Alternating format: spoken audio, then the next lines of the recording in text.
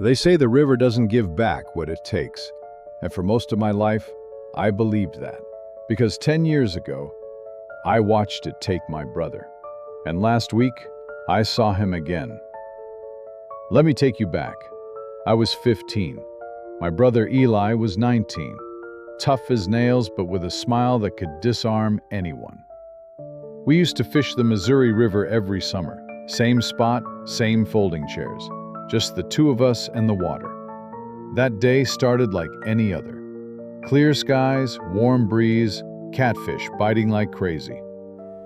We were messing around near a part of the river locals called Deadman's Bend. Yeah, ominous name, but it would have the best channels. Then Eli noticed something floating in the water. It looked like a cooler, big, old, moss-covered, just drifting in slowly, spinning like it had no purpose. He said he wanted to check it out. I told him to leave it alone, but Eli wasn't the type to leave a mystery sitting 10 feet from the boat. He reached for it, and the moment he touched it, everything changed. It was like the river pulled him. No splash, no scream, just a violent jerk like a rope had been tied to his ankle. The boat rocked hard. I nearly fell in myself. And just like that, he was gone, vanished under the water.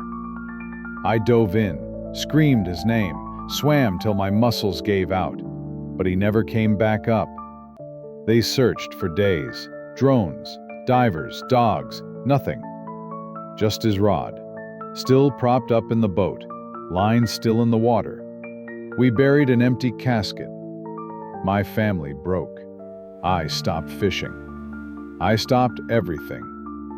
Because the river didn't just take Eli, it swallowed my world. 10 years went by, then last week, I got a phone call. No caller ID. Just a voice that said, "Meet me at Deadman's Bend. Bring 2 rods." I thought it was a sick joke, but something in me said go. I got there right before sunset. Same boat ramp, same old willow tree leaning over the water. Fog had started to roll in, and everything looked like a ghost of the past. I waited. Nothing. Then I heard the hum of a motor, and out of the fog came a John boat. In it was a man, long beard, worn flannel, weathered skin. But those eyes, I knew those eyes. It was Eli, alive. 10 years older, but definitely him. I froze, couldn't even breathe. He pulled up beside me, calm as ever, and said, "You bringing the rods or not?" I asked him 1,000 questions. Where had he been? What happened that day? How the hell was he still alive? He didn't answer much, just stared out at the water and said, "The river doesn't always take. Sometimes it keeps." I tried to push for more, but he wouldn't talk. We fished, just like old times. He even baited my hook like I was still 15. Then, just before dark, he stood up and said, "Don't come back here. Ever." I asked him why, what was going on, but he just stepped into the fog, boat and all, and disappeared again, like the river had let him visit, but wasn't done with him. I haven't heard from him since. No one believes me. Family thinks I'm grieving, hallucinating, dreaming, but I know what I saw, and I haven't fished since.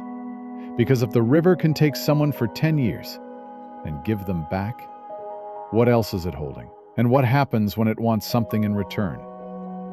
Thanks for watching, and I appreciate you for making it all the way to the end. If you like this kind of videos, let me know in the comments and by dropping a like. Subscribe for more stories like this, and I will see you in the next one.